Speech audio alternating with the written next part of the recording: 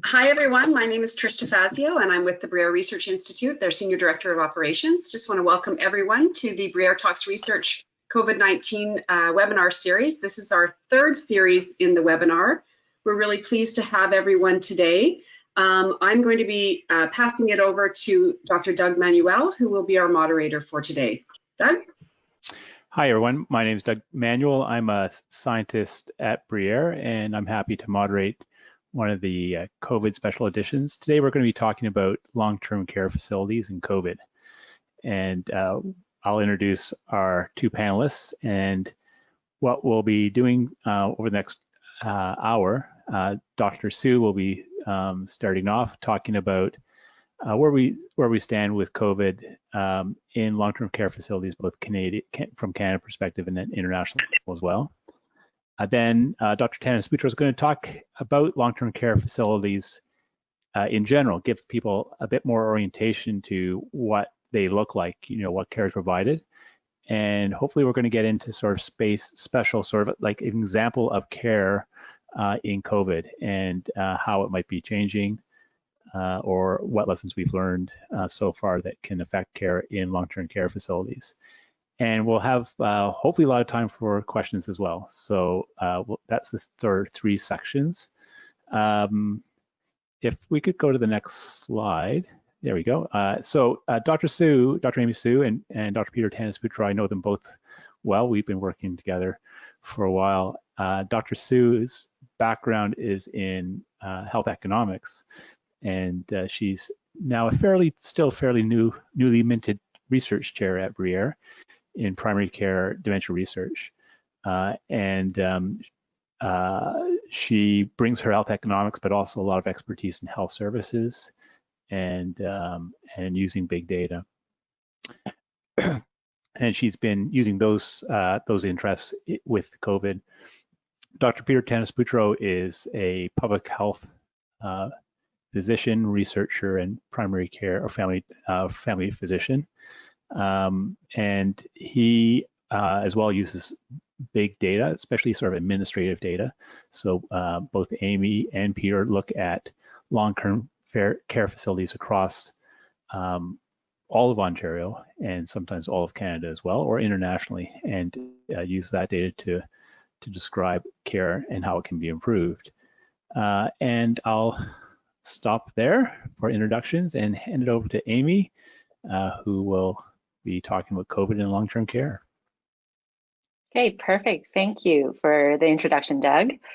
So I think where I want to, so first of all, thank you everybody for joining us this afternoon for the webinar. It's my pleasure to be here to share some of the learnings that I've gained as a researcher over the past 3 months. And it's actually, I think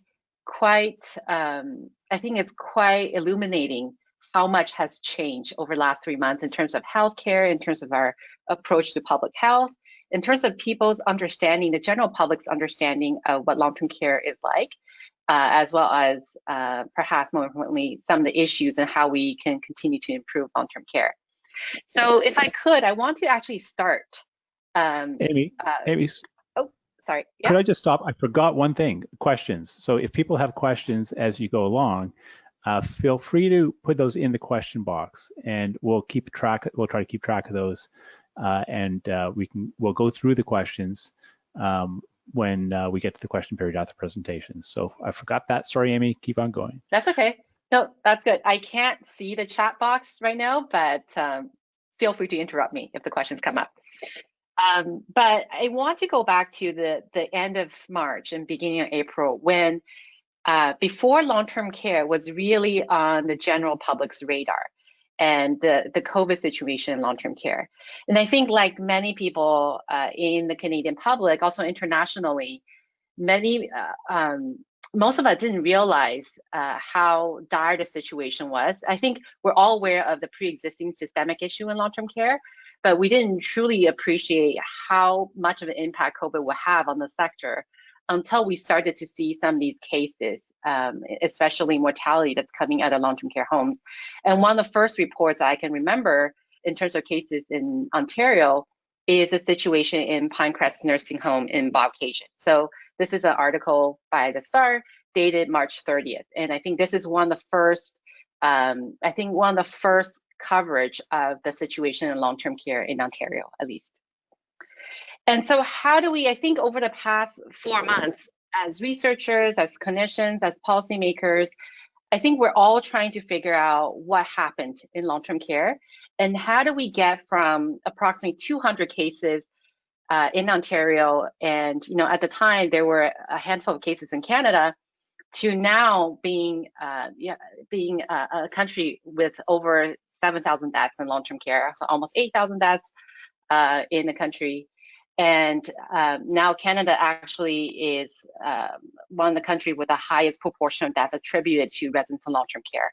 So we're starting to unravel some of these layers of issues within long-term care. We're trying to understand how we got here and how can we move forward to continue to improve care. So this is data that's compiled by the International Long-Term Care Policy Network.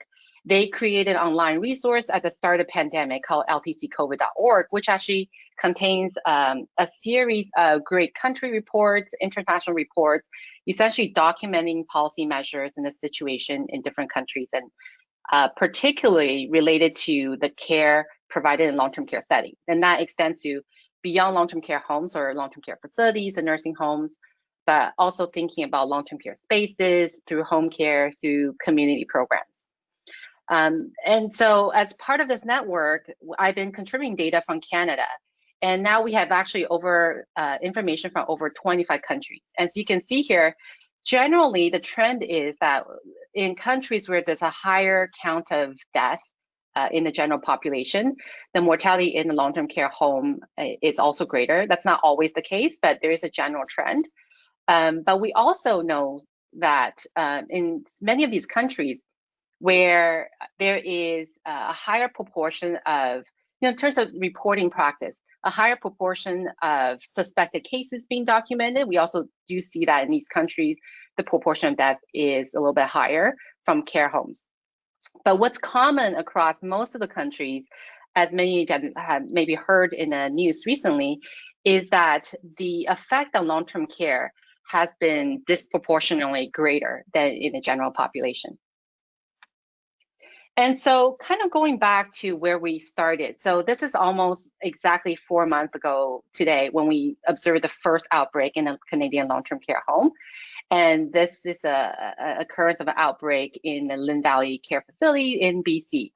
And shortly after the announcement of the first outbreak in a long-term care home, we also observed the first Canadian death and also the first long-term care death from COVID-19 on March 8th, also in the Lynn Valley Care Home. And so from that point forward, we're starting to pick up on some of these patterns, which I will cover in my portion of the presentation, which may have contributed to why certain long-term care homes are more susceptible to outbreaks, why the size of the outbreak or the spread of the virus is greater in some of these facilities than others, and why the mortality, the impact of COVID-19 on mortality and morbidity of residents in long-term care is greater. And I think one thing that all of us are aware of is the complexity, the medical complexity of the population receiving care in long-term care. And this is something I'm sure you've heard repeatedly over the past four months when someone's mentioned as having died of COVID-19. We often cite that there's underlying health problems. And in long-term care, when we did a study looking at the characteristics of residents who were newly admitted to long-term care over a 15-year period in Ontario, in long-term care, we know that this is a population that is highly complex. As you can see here, between the year 2000 and 2015, when we look at all new admissions in long-term care, 50% of the residents are coming into long-term care home with at least 5 comorbid conditions. So 5 concurrent chronic conditions. And the proportion of residents with more than 7 chronic conditions has actually increased over time. So as you can see from the turquoise bar at the top of the screen here. So we know it's a very complex population, and so they're more susceptible to the severe outcomes from COVID-19. And in fact, if you look at the outcomes associated with, the typical flu season infection with the influenza virus, individuals with higher comorbidity or more complex medical condition tend to suffer the more severe outcomes as well. So we know this is a frail population who require a lot of support. The other issue is we're looking at, this is a sector where the healthcare workforce is actually shared quite significantly actually among care providers. And long-term care actually share a large proportion of their healthcare workforce with other healthcare sectors. And one of the first observations from the case in Lynn Valley was one of the care aides tested positive for COVID-19, also worked at 2 other healthcare facilities. And so prior to surveillance testing and sector-wide testing, I think it was difficult to identify sometimes care workers who are asymptomatic or pre-symptomatic who continue to work in the long-term care homes. And so in a sense that healthcare workers have become the vector, the viral vector, sort of transmitting the virus from home to home, given the large shared workforce within the sector. And the challenge is that we know many healthcare workers, especially personal support workers, nursing aides, healthcare aides, many of them end up taking multiple jobs, part-time jobs, because the wages are actually quite low in the sector, and it's an ongoing issue that's not just in Ontario, but actually across Canada, where there is a lack of equity in pay within long-term care sector. And so it has presented a health human resource challenge in our capacity to stabilize the workforce in the pandemic. And the evidence that's actually coming out of the US has shown that, in fact, it's the shared healthcare worker that has been transmitting the virus from facility to facility. And this is the case in one of the earlier public health studies looking at long-term care facilities in the state of Washington in US, where they actually, through contact tracing, linked individual healthcare workers through multiple facilities, but also patients who were transferred, for example, from hospital to long-term care home, or from long-term care to acute care setting. And so I think as we continue to move forward, thinking about what we can learn from this initial wave of COVID-19 pandemic and think of moving forward, I think health workforce stabilization and mobilization is going to be a key point of discussion and reflection. This is another study that has come out of the US, where they essentially identified that up to 20% of the nursing assistants or equivalent of care aides and PSWs in Ontario and Canada. So up to 20% of them actually has a second place of employment, and that's often another healthcare setting. It's either another long-term care home, but in many cases, some of these workers also provide service to the acute care sector, working in hospitals, but also in home care programs. And so, I think so there's an aspect of the frailty of the residents. There's the aspect of the healthcare worker movement, but there's also, I think, more and more in the public sphere, we're talking about how do we, that structural environment within long-term care, how do we improve long-term care so that, one, it actually minimizes the spread of contagious diseases within this environment, within these settings. But also, I think some of the challenges that we have encountered recently is a shortage of staffing and the capacity to maintain the level of care that's required as we move forward from this point forward. And when we look at some of these quotes that came out of the initial analysis of the Lynn Valley Care Center outbreak, we actually see that a large proportion of the beds in the home are actually in private rooms.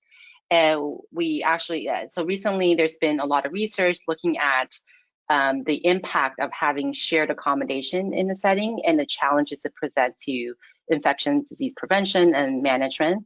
So that's one aspect of it. We also know that, with shortage of staff in long-term care, it also became more and more challenging to maintain a level of hygiene within the facility, because there's attrition of staff over time, and so we need to think about how do we continue to provide support. As many of you are aware, recently the Canadian Armed Forces was actually redeployed to long-term care facilities within Ontario and Quebec to provide some of these logistical and hands-on support to the facility. And that's partly a result of the attrition of staff becoming sick from COVID-19 or just becoming ill over time. The other aspect is limiting them to one place of employment. And so there is sort of an imbalance in terms of the needs of the residents and our capacity to supply enough adequate staffing and healthcare, health human resources to support the needs of individuals receiving care in this sector. And so when we looked at the data from Ontario, what we know is that, looking at some of the structural factors, what we know is that the large proportion of the outbreaks are concentrated in urban centers. So in fact, in Ontario, 90% of the outbreaks are in urban centers. Many of them are in the Greater Toronto area. Ottawa also, we also have observed quite a few outbreaks as a metropolitan area. And we do see some differences between, in terms of structural differences between long-term care homes that are operated under different ownership status. But what we see is that when you look at the difference between outbreaks in urban center and rural areas, some of those structural issues in terms of ownership status, some of the effect actually is reduced and actually disappears. So when you look at the data here for the rural facilities, the magnitude of the difference in terms of, looking at the risk of outbreak and the size of outbreak between, for-profit nursing home, not-for-profit facilities, and charitable municipal home, that magnitude is slightly smaller than in urban centers where the majority of outbreaks have occurred. And we also know, as I mentioned, there's other structural issues within the homes that we're interested in. And one of the things that has actually gained a lot of attention is looking at the number of beds that are considered as private rooms or semi-private rooms versus facility that still had some shared accommodation where you have up to 3 or 4 residents in a room with a shared bedroom. So as you can see here, towards the bottom of this graph, when we looked at the facility with the new or the classified 8 A beds, which are facilities where the majority of the residents are actually in a private room or a semi-private room, the number of cases is actually half in terms of the spread of the virus. So in terms of containing the spread of the virus, this is an aspect that certainly is important to keep in mind and to continue to examine, I think, as we move forward. And finally, I think in terms of resident deaths, I think, as I mentioned, this is a highly frail and complex population. And so when we controlled for some of the characteristics of residents receiving care in long-term care homes, adjusting for their case mix, we do see that actually reduces or explains some of the variation across the facilities. But what Peter will highlight is that across the board, long-term care residents in Ontario, and in fact in most Canadian provinces, just have very high level of care needs. And so we actually see very little difference in terms of variability in terms of the care needs from facility to facility. And so even though the comorbidity explains some of the differences we observe across the different types of home, it doesn't account for all the variation that we have seen with the COVID-19 pandemic so far. And so coming back to my earlier point that there is no simple answer because there's so many elements at play here that we need to consider. And one of the things that Lynn Valley had done immediately was implementing a protocol where they restricted the visitors and restricted visits to just essential visitors. So that those tend to be for residents who are near the end of life, but also restricting entry to just staff who work at the facility. And, thinking about the repercussions of that, there's a lot of studies that has actually looked at the importance of social interaction on the quality of life, on the mental and psychological health, well-being of residents in long-term care. And so I think as we continue to move forward, this is also another aspect where more research needs to be done in terms of thinking about what is the impact of social isolation on older adults, on residents in long-term care, but also older adults in general, thinking about isolation of older adults in the home and community care setting as well. So basically, what I wanted to illustrate is that there's layers upon layers of factors contributing to not only the risk of experiencing an outbreak, the spread of the outbreak, the outcomes that we have observed in terms of morbidity and mortality, but also the consequences of COVID-19 and some of the policy measures that have been put into place so far. So coming back to the case of Ontario, I want to show you just one example of one of these analyses that we are starting to do as a team, as a research group, and that is looking at the impact of the single employer emergency order on long-term care homes. And impact in terms of, from the epidemiology standpoint, what is the impact and how effective has these order been in terms of limiting the transmission of virus within the long-term care sector? And also, what are the implications for the healthcare workforce? Because for many healthcare workers who depend on having multiple part-time employment, there is a financial impact on these individuals that need to be considered moving forward, especially as the government is considering and developing strategies to stabilize the workforce going beyond the first period of the pandemic. And there's also discussion about, potentially this might be the norm for the next 3 to 5 years as we continue to deal with COVID-19 and as we continue to think about how do we supplement and how do we grow the healthcare workforce in the long-term care sector. And what I want to highlight is that it's interesting because before all the evidence that has come out about regarding the role of healthcare workers in transmitting the virus, in Ontario, we actually had initially issued an emergency order allowing for quick deployment of healthcare workers within long-term care and across the healthcare sector. And the implications of that is that at the end of March, before there was actually, there were only about 200 cases in Ontario, before the virus has actually really spread across the sector, the government has actually relaxed some of the requirements for working in long-term care, and there was an opportunity to actually, or there was a allowance for staff within long-term care to be redeployed to other facilities or other sites within the organization. So if you're a facility with multiple long-term care homes and one of them is experiencing a staffing shortage, it was actually almost encouraged for you to sort of shift your resources to provide support in the facility or in a home where there was a shortage in order to deal with the capacity issue. And it was also the requirement for changing the work assignment, including bringing on non-union staff, non-bargaining union employees, bring in staff from staffing agencies or contracted staff.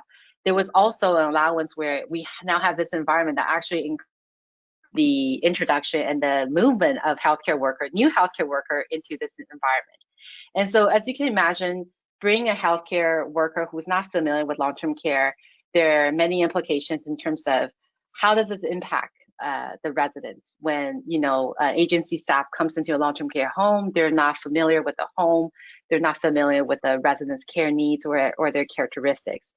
And so this is a really interesting policy question because now shortly after, within a month, as we kind of move forward in time, within a month of that first emergency order, we're now restricting completely the capacity to work at more than one long-term care home. And so when we looked at the data, some of the homes with the largest outbreaks initially were actually homes that had self-declared critical staffing shortages. So when you look at the proportion of homes within Ontario that are operating for profit and those were charitable homes, so some of the homes that actually were at the highest risk of outbreak because they were located in an urban center and they were experiencing a critical staffing shortage, many of his homes actually were receiving help from agencies, staffing agencies, and other facilities. And I think as a result, unfortunately, we did actually see the spread of the virus resulting from that initial introduction. And once the emergency order to limit healthcare worker movement had been put into place, we see that the doubling time. So basically, it's the time that it takes for the number of cases to double and count And so obviously the higher doubling time means the longer it takes for, the virus to double in count, or the number of cases to double in size. We see that there was a dramatic increase in doubling time, or a reduction in spread, following the emergency order that had been put into place to restrict healthcare workers to a single home. And so thinking about where do we go from this point onward, like I said, it's important for us to come back and think about how all these policy measures that were implemented affects residents' outcome. And one of the things that Peter will address is thinking about the quality of care, the quality of life, as well as, the end-of-life care for residents in long-term care. Many of them are frail, and Peter will highlight the uniqueness of this population and end-of-life care needs that they have. And the other aspect that I want to point out is we also need to look at healthcare worker outcomes. So not just in terms of the epidemiology and the spread, because we know that these policy measures have worked. We saw that it has actually reduced the rates of transmission. We saw that by limiting healthcare worker movement, it has doubled the doubling time in the long-term care sector. But it's also important to think about support for long-term care workers during the pandemic, post-pandemic, and also just moving forward in terms of how this impacts a long-term care worker financially, how this might have an impact on staff burnout, and how do we create more resources to continue to support our frontline staff from this point forward. And in terms of research, there's lots of research questions that need to be addressed.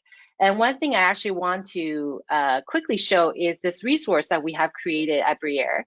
And it's a COVID data dashboard that essentially outlines the situation in long-term care, first in Ontario, but also across other provinces. And so, as I mentioned, in Ontario, we now have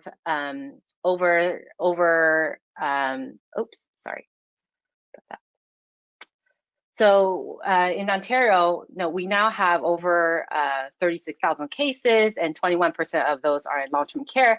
But we actually see that the death among residents in long-term care still make up a bulk of the mortality as a result of COVID-19. And so I really invite the audience to sort of come on to, so you can actually access the dashboard through the Bruyère news article. There's an article on the work that our team is doing, sort of looking at the ongoing impact of COVID-19 in long-term care homes across Canada.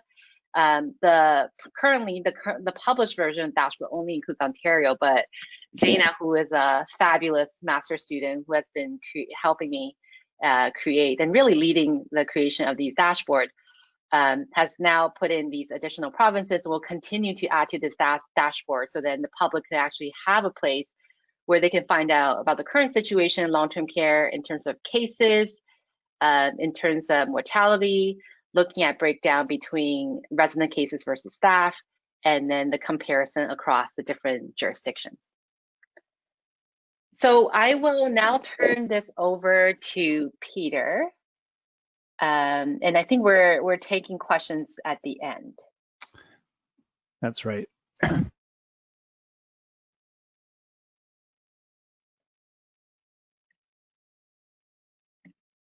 We'll just continue on, Doug, and then yeah. Okay. I think it's 1:30 now, so I'm gonna try to be brief because we want to allow ample time for questions and answers. Is my screen being shared? Yes. Doug? Yes. Okay, yes. Perfect. Okay, so thanks, Doug, and thanks, Amy. And what I'm going to do now is kind of take a step back and sort of show everyone, the unique environment that's, long-term care in Ontario and in Canada. And I think, when I hear the news reports about, the care that's being provided in long-term care and the COVID cases and COVID deaths, obviously, like many of you, I'm quite shocked and saddened, and the stories that, sadden me almost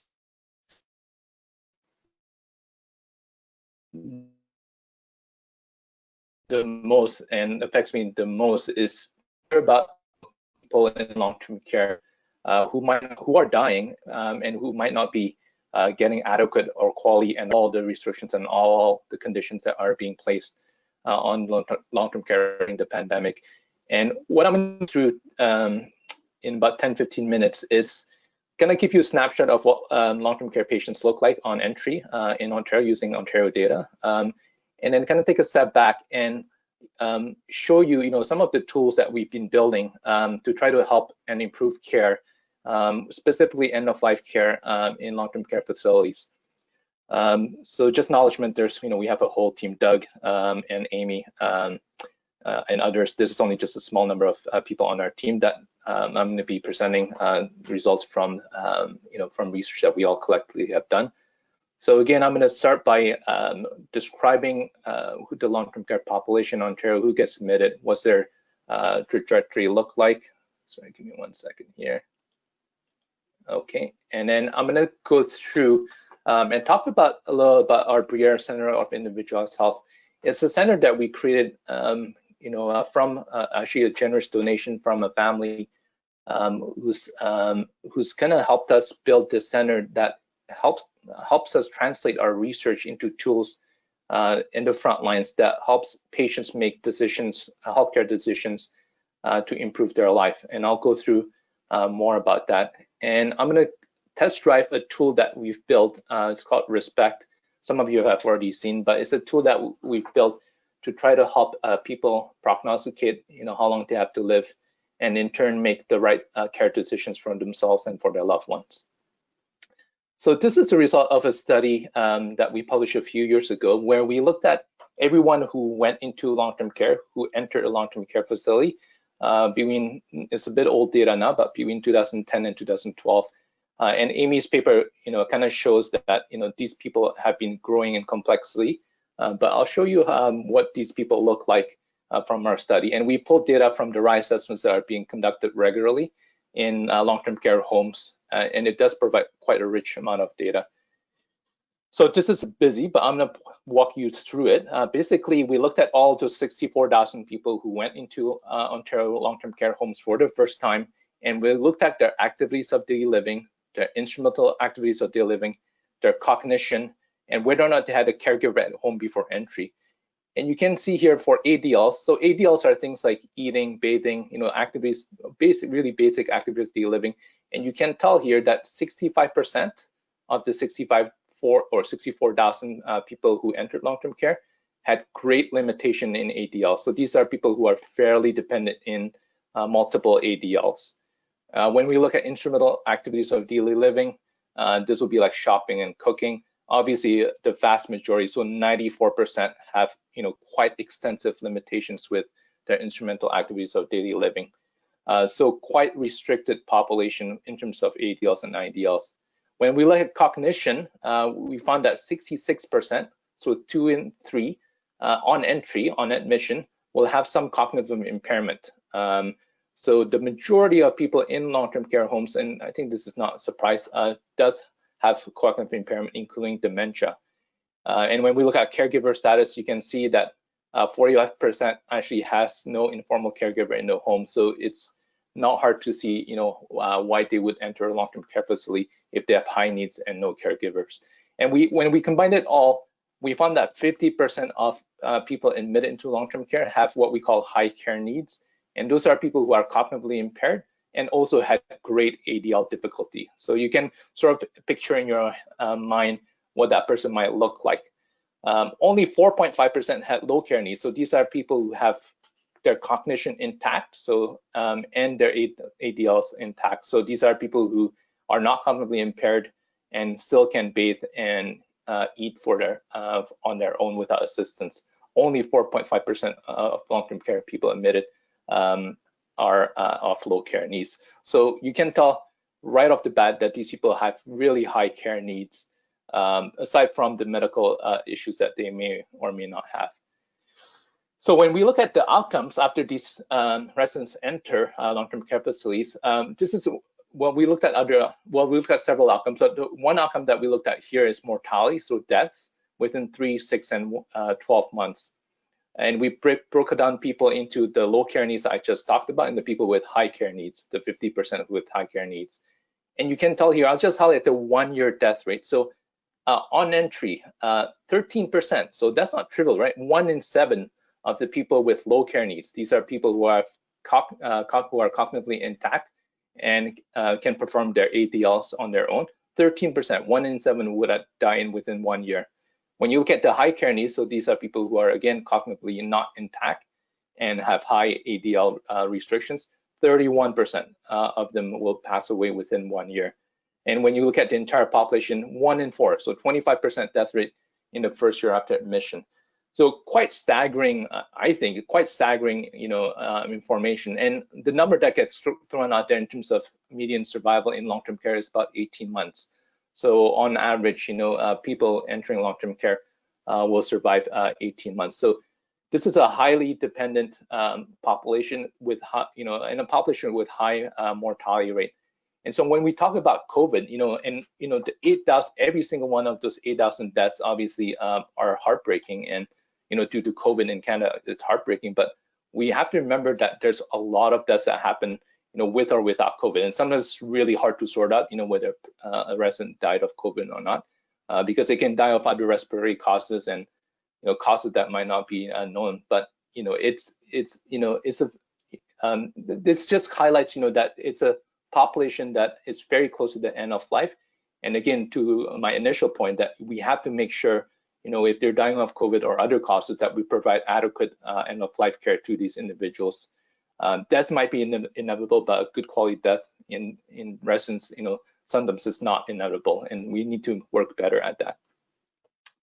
I think I'm going to skip these slides, but this gives some perspective of long-term care in the last year of life. But basically, 24% of people enter long-term care in Ontario in their last year of life.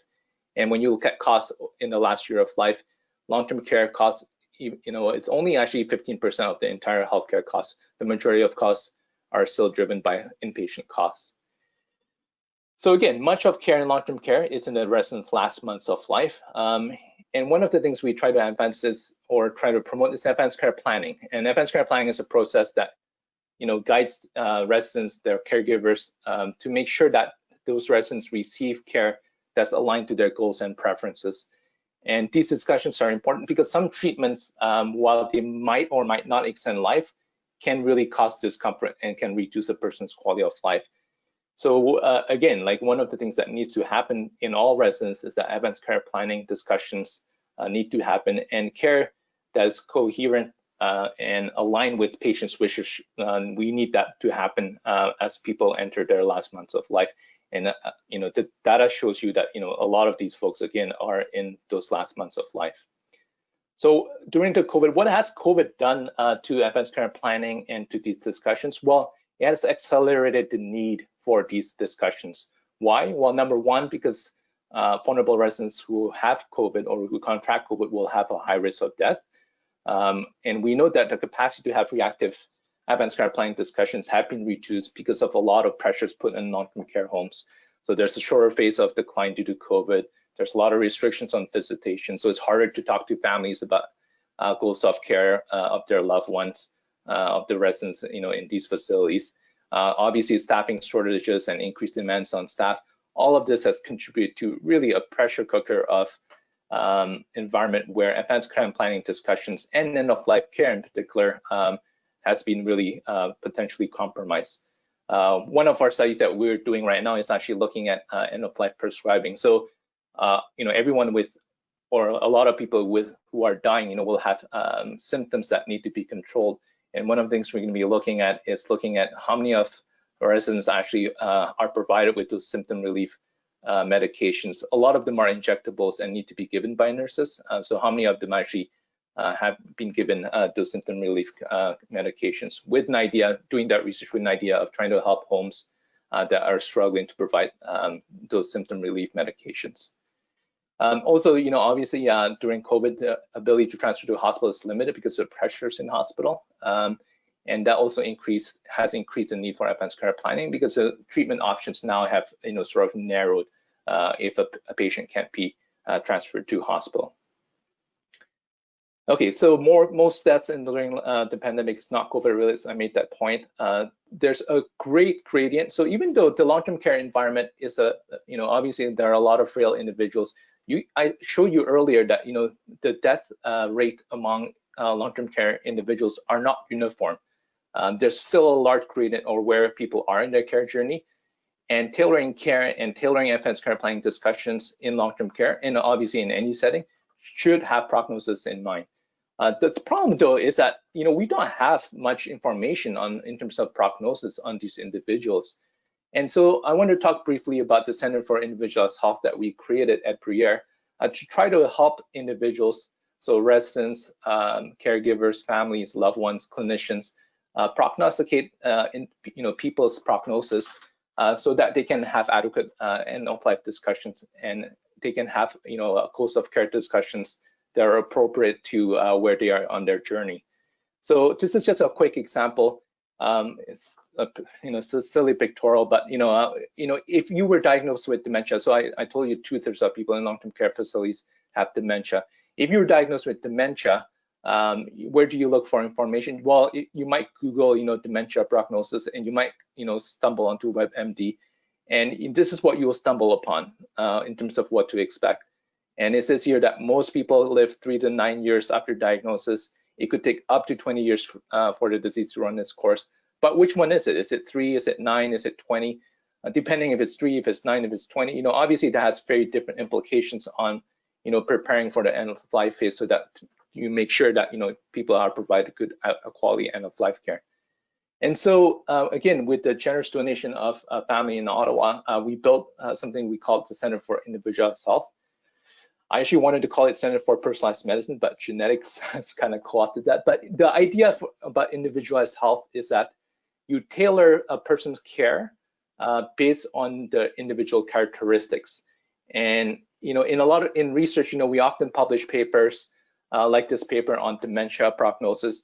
And sometimes we stop at the paper and we don't try to push it out. But what the Center for Individualized Health has helped us to do is to not stop at that paper, and to create the knowledge that we've built on things like prognosis, and translate that into tools that will help, that can be used by patients, caregivers, and clinicians to help them plan for the future.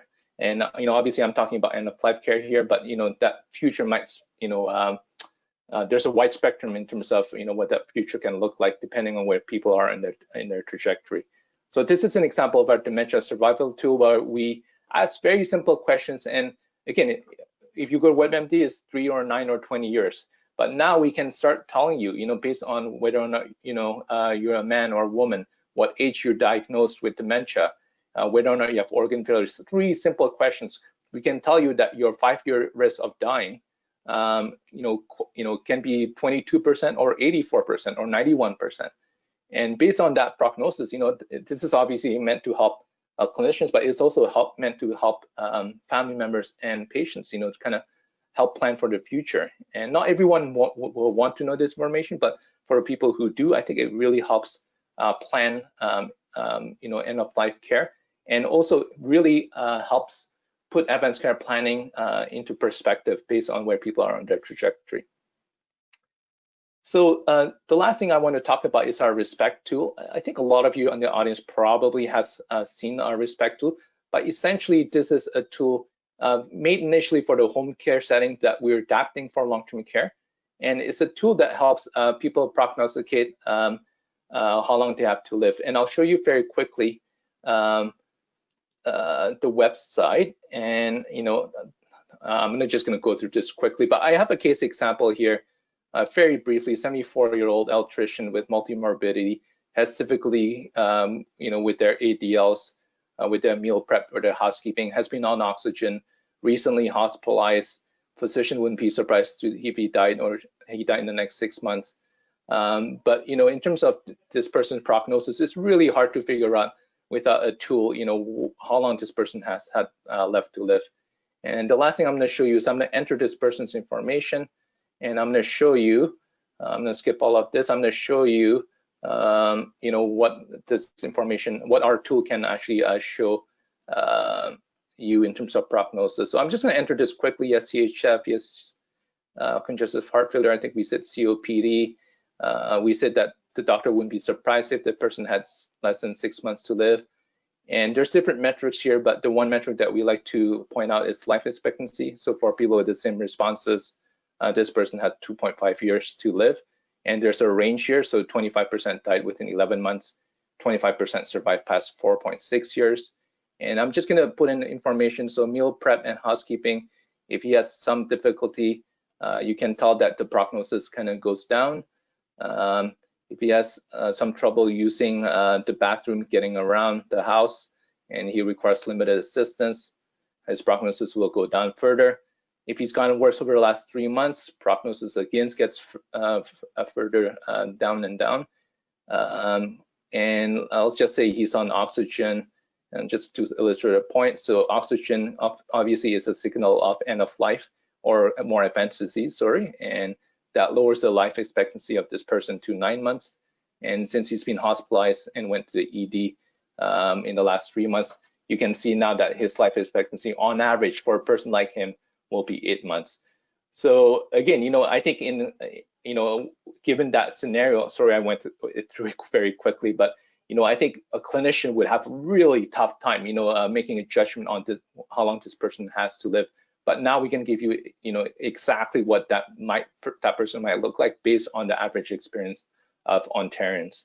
And so 25% of people will die within 9 weeks, 25% survive past 2 years. So this really kind of gives you a real good window of, the typical experience of this person.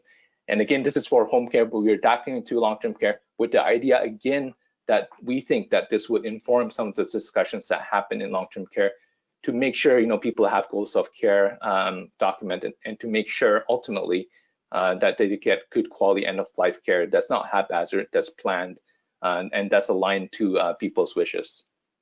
So I'm gonna stop there. And I don't know how to get out of this screen. So thanks, Peter. Let's open it up for questions from everyone. We've got 1 or 2 questions that have come in. I think the first one is just how long-term care facilities were defined. And I'm not sure when that came in. It came in from Leesbeer. But maybe Amy, do you want to take that, or Amy or Peter? And maybe just kind of give the landscape of how long-term care facilities are organized in Ontario or Canada or the world in terms of private or for-profit or municipality run. I can speak about some of the international and national work. As you can imagine, it's really difficult to do an international study where the composition of the population and the market structure is really different. And so we actually try to be as encompassing as possible in terms of including all long-term care as in chronic continuing care settings. So that included assisted living facilities as well as retirement homes. So in a lot of the work, the international group has come together to look at people with long-term healthcare needs. So at least internationally, that's how it's defined. I think Ontario and most of Canada, we're looking at individuals, as Peter mentioned, who require 24-hour nursing and support, needing a lot of assistance with their basic activities of daily living. And it includes, do you want to run through just the funding, like or how they're organized in terms of for-profit, not-for-profit, and roles of charities and municipalities? Yeah, so in most provinces, it's a split cost between the out-of-pocket cost for accommodation, so the basket that's not covered under the Canada Health Act, which is to house the individual, so for the residential cost. And the healthcare portion is, so looking at costs associated with nursing and personal support providing the setting that comes from the provincial government. And so all facilities in Ontario receive the same funding that's adjusted by acuity. So regardless of your ownership status, you receive the same funding, the same base amount that's adjusted. But of course, in order to operate and actually open a long-term care home, there needs to be a significant amount of capital invested. And what we've seen in Ontario is over time, a lot of public sector providers and not-for-profit providers have a harder time coming up with that capital. And as a result, you do see that increase in terms of market structure, more of the private operators being able to put up the money to open up a home, in which then the government pays for the bed and the care that's provided. Okay, and I might need, there's another question. This one's for Peter, and I think it builds off this, but how long-term care was defined in terms of the mix of patients can be quite different, I guess, in long-term care, and socioeconomic status or socioeconomic position can play a role. Do you want to talk about? Yeah, thanks, Doug. Yeah, that's a great question, because that paper actually looked at of the people admitted, like how many of them could actually have been taken care of in the community more cost effectively. And what we find, there's no doubt an SES gradient. So people who can afford care in the community will stay in the community longer, because obviously there's a lot of that care needs to be private care in the community. And I have this discussion a lot of times with my patients, right, who can no longer stay at home without help. And usually home care is not sufficient. And usually they need to require, they need to pay out of pocket to get additional care. If you can't pay out of pocket, if that's not, within your means, then, the default is, to go into a long-term care facility. There are things like retirement homes and assisted living homes. In Ontario, that's fully out of pocket, right? Like you pay that fully 100% out of your pocket. There's no assistance from the government. But for long-term care homes, it's split cost based on your income, how much, based on the funds that you have access to. So there's a clear gradient in terms of people entering long-term care that, that favors, well, that the people who are disadvantaged, I think, end up in long-term care more. So here's a question coming from me, like looking forward over the next 6 months, let's say, with COVID, and I think there's two concerns that people have been having. One is that there's going to be a second wave, there's going to be increased activity, and that again is going to potentially pose concerns about COVID outbreaks in long-term care facilities. The other one is that the restrictions that we have are difficult. Families can't see their parents or the family in long-term care facilities, and that's potentially accumulating over time. So just looking forward, this is to either one, maybe both answer. Maybe we can start with Amy. Like, what do you see kind of looking forward are challenges or what we've learned? Like, what are you thinking about how to address these concerns going forward?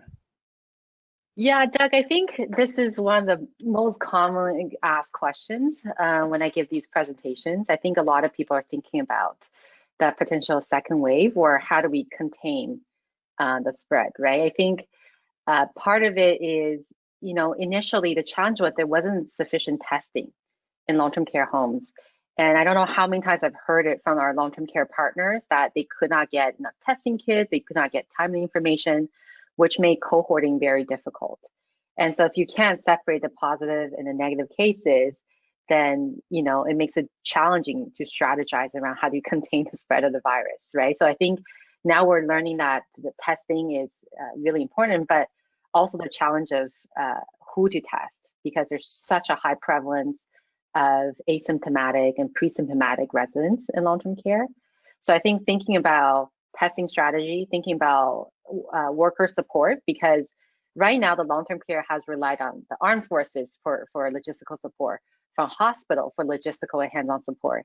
And now everyone's going back to normal operations within the hospital, then a lot of that support will actually then leave long-term care. And so how do we sustain and stabilize the workforce, I think, are two really challenging issues in terms of how we deal with potential future waves or just outbreaks in long-term care.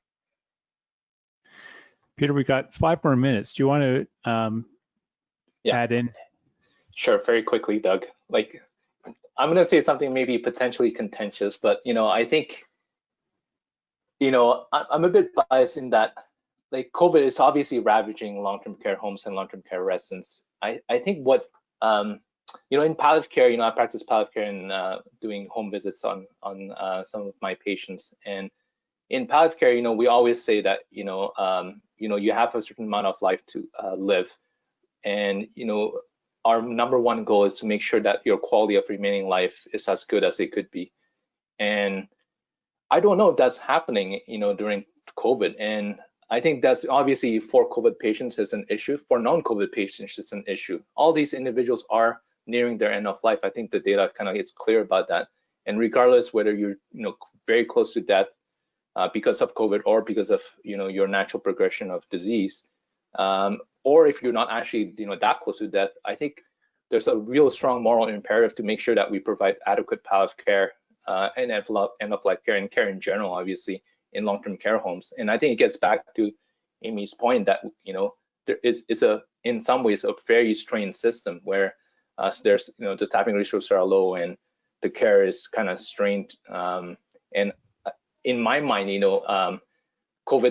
good COVID care starts with good general long-term care and end-of-life care and long-term care. And we need to try to fix that while still also addressing, obviously, COVID.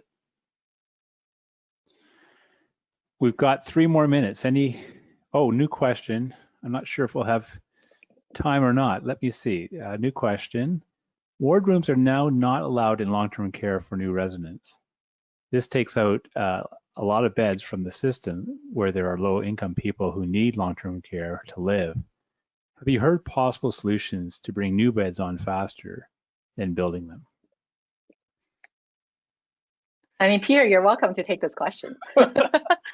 No, I mean, one reflection is that the redevelopment plan has been introduced, has been in great discussion in Ontario for over a decade now. And I think there are serious logistical challenges to building new beds. And, as I mentioned earlier, it requires a significant amount of capital. And so actually, most people don't realize this, but from the time you apply for a license, you have to purchase a lot, you have to demonstrate you have resources, and that process takes 5 to 10 years. So unfortunately, I think there's no quick solutions. And I think the other point that Peter mentioned earlier was we need to be creative in terms of thinking about long-term care spaces. How do we augment support in the community, for example, to support older adults? So then you're not leaving individuals with low income to needing long-term care, or those needing support without getting adequate support in the community. Okay, it's 2 minutes to the hour. I think we should stop there. So on behalf of the audience, I'll give a virtual round of applause, as my kids do. The round of applause. On behalf of everyone, thanks very much, Peter and Amy, for providing this. I think it's on everyone's mind about one of the lessons, what are the lessons that we need to learn from long-term care. So we're now educated and got a lot of information that we can all engage in that a little bit more when we're talking with all of our partners and our families. So thanks very much. Thanks very much for everyone who's joined the call today, and we'll look forward to more webinars in the future. Thanks, everyone. All right, take care. Thanks, everyone.